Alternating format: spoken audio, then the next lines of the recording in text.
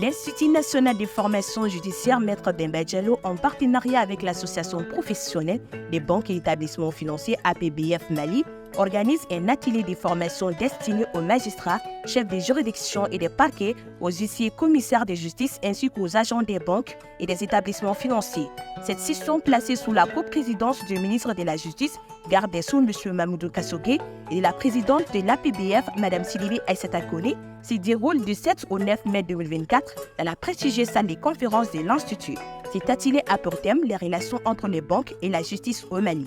Directeur général de l'INFJ, Dr Toubaï Kone, dans ses mots de bienvenue, a exprimé sa gratitude envers le ministre en charge de la justice, M. Mamoudou Kassogué, pour sa présence significative lors de l'événement. Il a également salué l'engagement de l'APBF qui a financé l'atelier, soulignant ainsi l'importance qu'elle accorde au développement professionnel et au renforcement des compétences des acteurs judiciaires et économiques.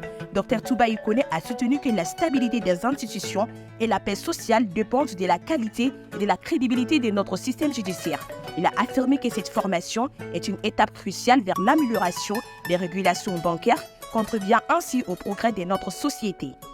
Intervenant à son tour, Mme Sidibé Aïssata Kone, présidente de l'APBF, a précisé que cette formation est conçue pour établir un terrain d'entente propice aux interactions enrichissantes entre les professionnels de la banque et les membres de la magistrature, mettant en avant la nécessité d'une justice qui maîtrise les aspects uniques du secteur bancaire. Elle a argumenté en faveur d'un accroissement des compétences des juristes dans le but de créer une juridiction économique efficace. Le garde des Sceaux, M. Mamoudou Kassogué, a souligné l'importance du partenariat entre l'association professionnelle des banques et établissements financiers et l'INFJ, tout en insistant sur la nécessité de former les acteurs judiciaires pour faire face aux défis actuels liés à la lutte contre la corruption, la délinquance économique et financière, les blanchiments d'argent et le financement du terrorisme.